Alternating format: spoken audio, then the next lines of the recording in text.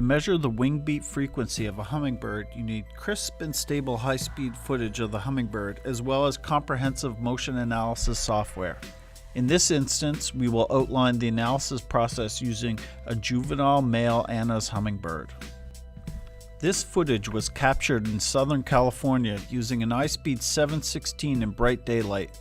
The frame rate was shot at 1000 frames per second with a 1 millisecond shutter, and it shows wild Anna's hummingbirds gathered around an outdoor feeder.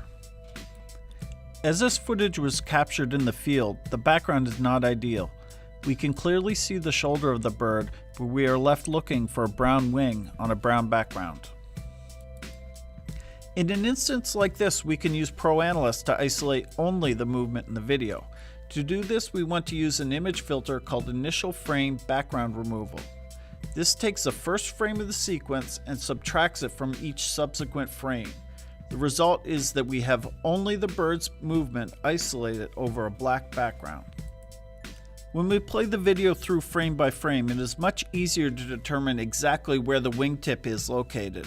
If there is a frame in which the wingtip is not visible, we can just skip over that frame and let the software interpolate that data later on. After we have selected the points and interpolated any missing data, we could turn off the background removal filter. The result is a motion overlay on top of the original movie. I have added lines joining the shoulder and wingtip as well as a horizontal reference line. This generates a relative angle measurement for the wing, and when graphed based off the known frame rate of 1000 frames per second, we get an output of the wing beat frequency in the graph below.